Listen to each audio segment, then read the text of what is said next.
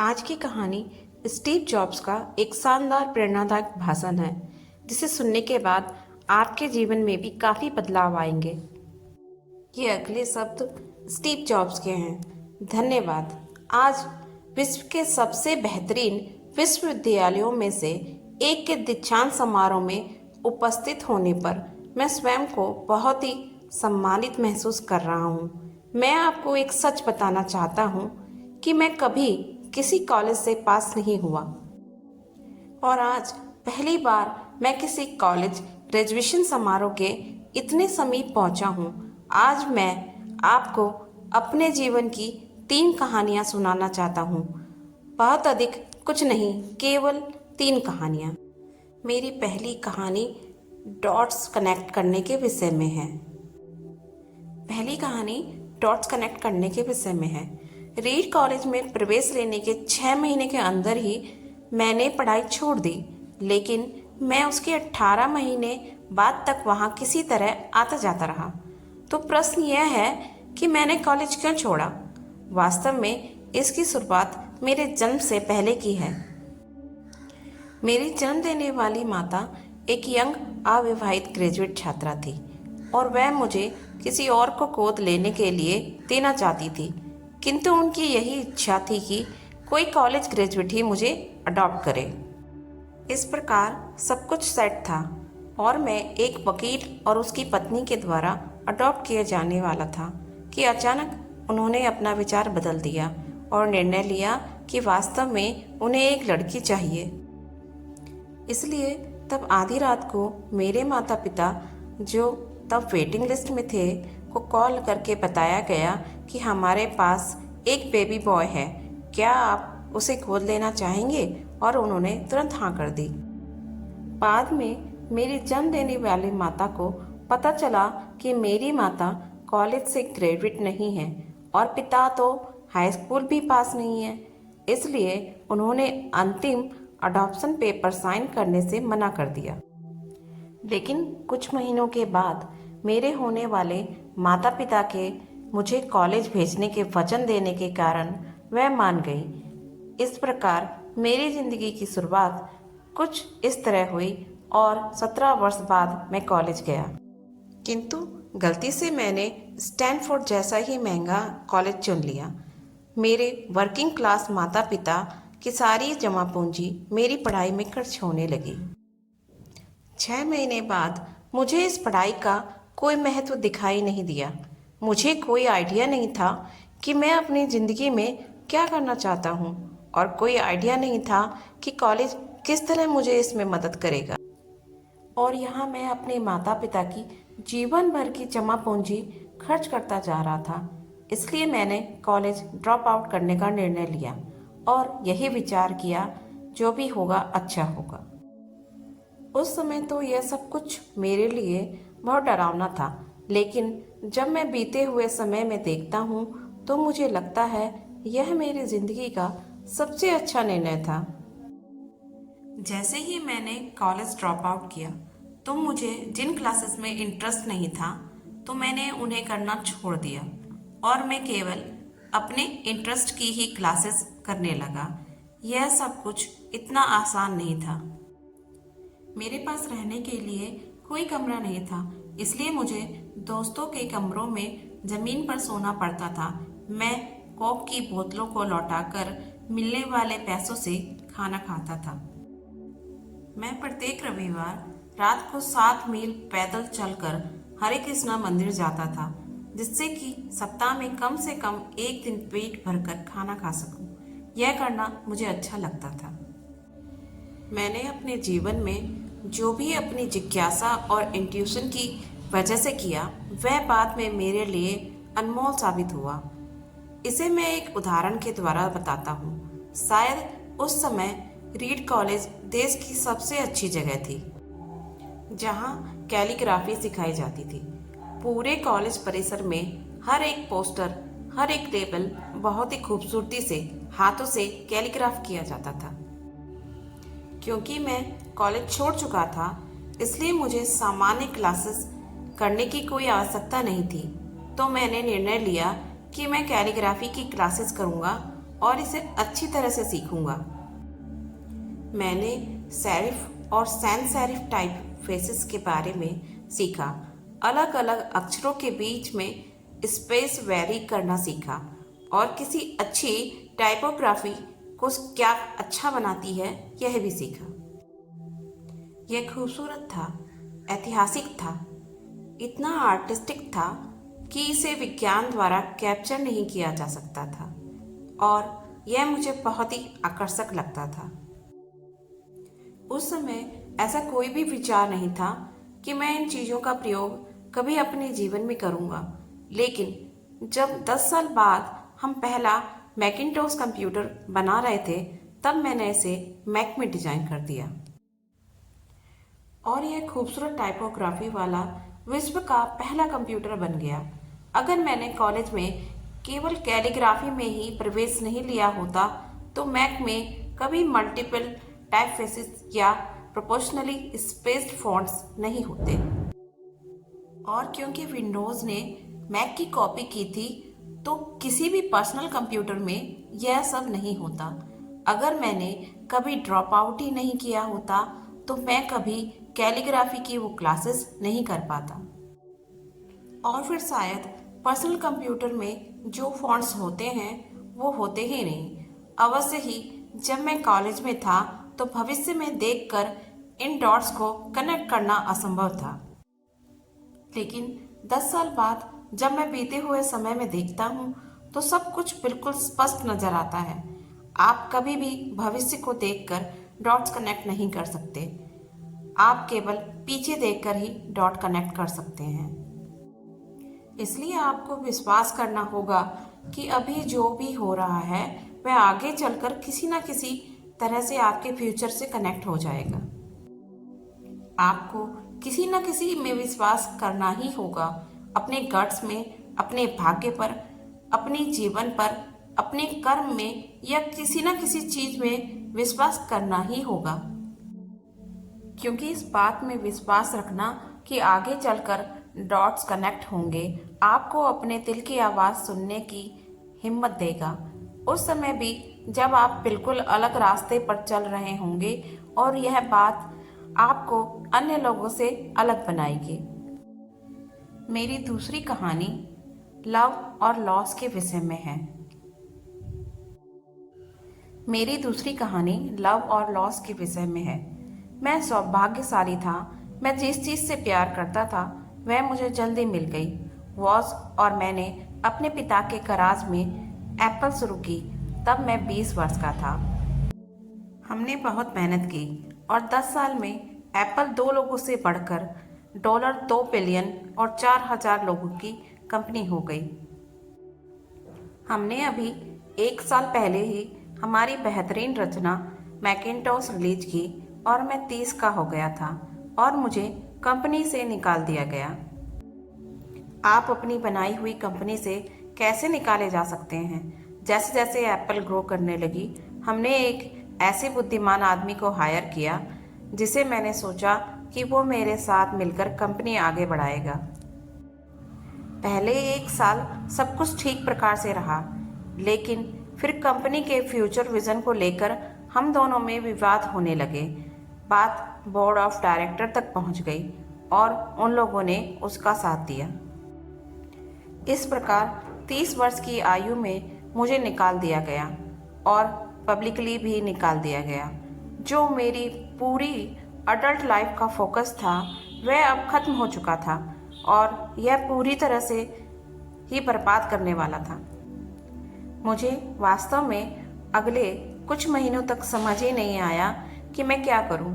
मुझे लगा कि ये सब कुछ इतनी आसानी से स्वीकार करके मैंने अपने पहले की पीढ़ी के उद्योगपतियों को नीचा दिखाया है। मैं डेविड पैकार्ड और बॉब नोइस से मिला और सब कुछ ऐसे हो जाने पर उनसे माफ़ी मांगी। मैं एक बहुत बड़ा पब्लिक फेलियर था। एक बार तो मैंने वैली छोड़कर जाने की भी सोची, पर धीरे धीरे मुझे एहसास हुआ कि मैं जो काम करता हूँ उसके लिए मैं अभी भी उत्साहित हूँ। एप्पल में जो कुछ हुआ उसकी वजह से मेरे पैशन में थोड़ी सी भी कमी नहीं आई है। मुझे अस्वीकार कर दिया गया था, फिर भी अब भी मैं अपने काम से प्यार करता हूँ, इसलिए मैंने एक बार फिर से शुरुआत करने की सोची। मैं तब यह देख नहीं पाया था, किंतु अब मुझे लगता है कि एप्पल से निकाले जाने से अच्छा मेरे साथ हो ही नहीं सकता था। सफल होने का बोझ अब बिगनर होने के हल्केपन में बदल चुका था। मैं एक बार फिर से स्वयं को बहुत हल्का महसूस कर रहा था। इस आज़ादी की वजह से मैं अपने जीवन की सबसे क्रिएटिव पीरियड में जा सका। अगले 5 सालों में मैंने एक कंपनी नेक्स्ट और एक दूसरी कंपनी पिक्सर शुरू की, और इसी दौरान मैं एक बहुत ही अद्भुत महिला से मिला जो आगे चलकर मेरी पत्नी बनी। पिक्सर ने विश्व की पहली computer animated movie toy story बनाई, और इस समय यह विश्व का सबसे सफल एनिमेशन स्टूडियो है। एप्पल ने अप्रत्याशित कदम उठाते हुए नेक्स्ट को खरीद लिया और मैं एप्पल में फिर से चला गया। आज एप्पल नेक्स्ट द्वारा विकसित की गई तकनीक प्रयोग करती है। अब लॉरेन और मेरा एक सुंदर सा परिवार है। मैं पूरे विश्वास के साथ कह सकता हूँ कि अगर मुझे एप्पल से नहीं निकाला गया होता तो मेरे साथ यह सब कुछ नहीं होता। यह एक कड़वी दवा थी, लेकिन मेरे विचार में मरीज को इसकी ज़रूरत थी। कभी कभी ज़िंदगी आपको इसी तरह ठोकर मारती है। अपना विश्वास मत खोइए। मैं विश्वास के साथ कह सकता हूँ कि मैं सिर्फ इसलिए आगे बढ़ता गया क्योंकि मैं अपने काम से प्यार करता था। आप वास्तव में क्या करना पसंद करते हैं यह आपको जानना होगा। जितना अपने प्यार को जानना जरूरी है, उतना ही उस काम को खोजना भी जरूरी जिसे आप सच में एंजॉय करते हो। आपका काम आपकी ज़िंदगी का एक बड़ा हिस्सा होगा और वास्तविक रूप से संतुष्ट होने का एक ही तरीका है कि आप वो करें जिसे आप वास्तव में एक बड़ा काम समझते हों। और बड़ा काम करने का एक ही तरीका है कि आप वो करें जो करना आप पसंद करते हो। यदि आपको अभी तक वह काम नहीं मिला है तो आप रुकिए मत, उसे खोजते रहिए। जैसा कि दिल से जुड़ी हर एक चीज़ में होता है, वो जब आपको मिलेगी तब आपको पता चल जाएगा। और जैसा कि किसी अच्छी रिलेशनशिप में होता है, वो समय के साथ साथ और भी अच्छी होती जाएगी। इसलिए खोजते रहिए, रुकिए मत। मेरी तीसरी कहानी मृत्यु के विषय में है। मेरी तीसरी कहानी मृत्यु के विषय में है। जब मैं 17 वर्ष का था तो मैंने एक कथन पढ़ा था जो कुछ इस तरह था, यदि आप प्रत्येक दिन ऐसे जिए जैसे कि यह दिन आपके ज़िंदगी का अंतिम दिन है तो आप किसी न किसी दिन सही साबित हो जाएंगे। इसने मेरे दिमाग पर एक छाप छोड़ दी, और तब से पिछले 33 सालों से मैंने प्रत्येक सुबह उठकर शीशे में देखा है और स्वयं से एक सवाल किया है, अगर आज का दिन मेरी ज़िंदगी का अंतिम दिन होता तो क्या मैं आज वो करता जो मैं करने वाला हूँ। और जब भी लगातार कई दिनों तक उत्तर नहीं होता है तो मैं समझ जाता हूँ कि कुछ बदलने की ज़रूरत है। इस बात को याद रखना कि मैं बहुत जल्द मर जाऊँगा मुझे अपने जीवन के बड़े निर्णय लेने में सबसे ज़्यादा मददगार होता है, क्योंकि जब एक बार मृत्यु के बारे में सोचता हूँ तब सारी अपेक्षाएं, सारा गर्व, असफल होने का सारा डर, सब कुछ गायब हो जाता है और सिर्फ वह ही शेष रह जाता है जो वास्तव में महत्वपूर्ण है। इस बात को याद रखना कि एक दिन मरना है। किसी भी चीज़ को खोने के डर को दूर करने का सबसे अच्छा तरीका है। आप पहले से ही नंगे हैं, ऐसा कोई कारण नहीं है कि आप अपने दिल को ना सुने। करीब 1 साल पहले ये पता चला कि मुझे कैंसर है। सुबह 7:30 बजे मेरा स्कैन हुआ जिसमें साफ दिखाई दे रहा था कि मेरे अग्नाशय यानी कि पैंक्रियाज में ट्यूमर है। मुझे तो जानकारी भी नहीं थी कि पैंक्रियाज क्या होता है। डॉक्टर ने लगभग पूरे विश्वास के साथ बताया कि मुझे एक ऐसा कैंसर है जिसका उपचार संभव नहीं है और अब मेरा जीवन केवल 3 से 6 महीने का ही है। डॉक्टर ने मुझे सलाह दी कि मैं घर जाऊं और अपनी सभी चीज़ें व्यवस्थित कर लूं, जिसका डॉक्टर की भाषा में मतलब था कि आप मरने की तैयारी कर लीजिए। इसका अर्थ है कि आप कोशिश करिए कि आप अपने बच्चों से जो सारी बातें अगले 10 साल में करते वो अगले कुछ ही महीनों में कर लीजिए। इसका तात्पर्य यह हुआ कि आप सब कुछ सुव्यवस्थित कर लीजिए कि आपके बाद आपके परिवार को कम से कम परेशानी हो। इसका यह अर्थ हुआ कि आप सभी को गुड बाय कर दीजिए। मैंने इस डायग्नोसिस के साथ पूरा दिन बिता दिया और शाम को मेरी बायोप्सी हुई, जहां मेरे गले के रास्ते पेट से होते हुए मेरी आंत में एक एंडोस्कोप डाला गया और एक सुई से ट्यूमर से कुछ सेल्स निकाले गए। मैं तो बेहोश था, लेकिन मेरी पत्नी जो वहाँ उपस्थित थी उसने बताया कि जब डॉक्टर ने माइक्रोस्कोप से मेरे सेल्स देखे तो वह रो पड़ा, क्योंकि सेल्स देखकर डॉक्टर समझ गया कि मुझे एक बहुत ही दुर्लभ प्रकार का पैंक्रियाटिक कैंसर है, जो कि सर्जरी से ठीक हो सकता है। मेरी सर्जरी हुई और सौभाग्य से अब मैं ठीक हूँ। मृत्यु के इतने पास में इससे पहले कभी नहीं पहुँचा और उम्मीद करता हूँ कि अगले कुछ दशकों तक पहुँचूँ भी नहीं। ये सब देखने के बाद मैं और भी विश्वास के साथ कह सकता हूँ कि मृत्यु एक उपयोगी लेकिन विचित्र रूप से बौद्धिक संकल्पना है। कोई भी मरना नहीं चाहता है, यहाँ तक कि जो लोग स्वर्ग जाना चाहते हैं वह भी वहाँ जाने के लिए मरना नहीं चाहते हैं। फिर भी मृत्यु वह स्थान है जिसे हम सभी शेयर करते हैं। आज तक इससे कोई बचा नहीं है और ऐसा ही होना चाहिए, क्योंकि मृत्यु ही एकमात्र इस जीवन का सबसे बड़ा आविष्कार है। यह जिंदगी को बदलती है, पुराने को समाप्त कर नए का रास्ता खोलती है और इस समय नए आप हैं, पर ज़्यादा नहीं। कुछ ही दिनों में आप भी पुराने हो जाएंगे और रास्ते से साफ हो जाएंगे। इतना नाटकीय होने के लिए मैं माफ़ी चाहता हूँ, लेकिन यह सत्य है। आपका समय सीमित है, इसलिए इसे किसी और की ज़िंदगी जीकर व्यर्थ मत कीजिए। बेकार की सोच में मत फंसिए। अपने जीवन को दूसरों के हिसाब से मत चलाइए। औरों के विचारों के शोर में अपने अंदर की आवाज़ को मत दबाइए। और सबसे महत्वपूर्ण यह है कि अपने दिल और सहज बुद्धि की बात सुनने का साहस रखें। वे पहले से ही जानते हैं कि तुम वास्तव में क्या बनना चाहते हो, अन्य सब गौण हैं। जब मैं छोटा था तब एक अद्भुत publication The Whole Earth Catalog हुआ करता था, जो कि मेरी पीढ़ी की बाइबल में से एक था।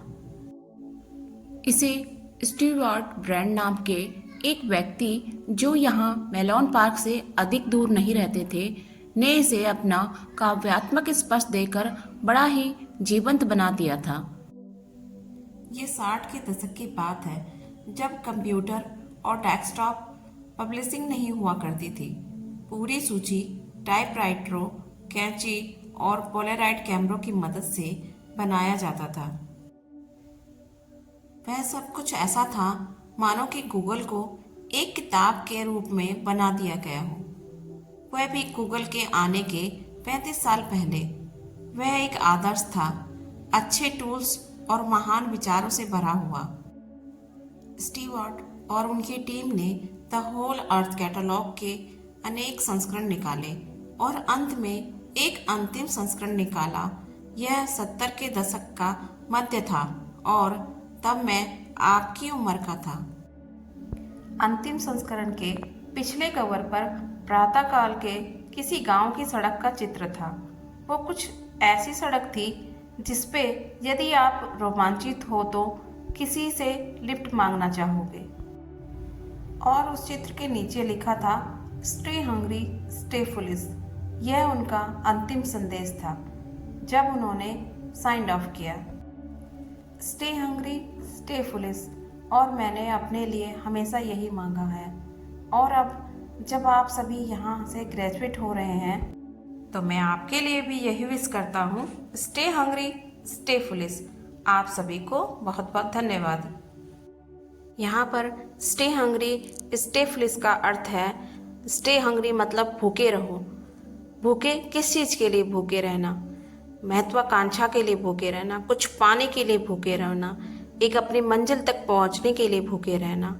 और स्टे फुलिश का मतलब है मूर्ख बनकर, नादान बनकर आप हमेशा कुछ न कुछ नया खोजते रहें, ढूंढते रहें। क्या आज के दिन में आपने भी सीखा है कुछ भी नया? क्या डेवलप कर रहे हैं कोई नए स्किल्स? यदि उत्तर हाँ है तो आप सही दिशा में हैं, और नहीं है तो आज से ही शुरुआत कर दीजिए। स्टीव जॉब का प्रेरणादायक भाषण आप सभी को पसंद तो बहुत आया होगा। इसे लाइक और सब्सक्राइब करना ना भूलें। Thank you for watching. मिलते हैं अगली कहानी के साथ, तब तक के लिए बाय बाय।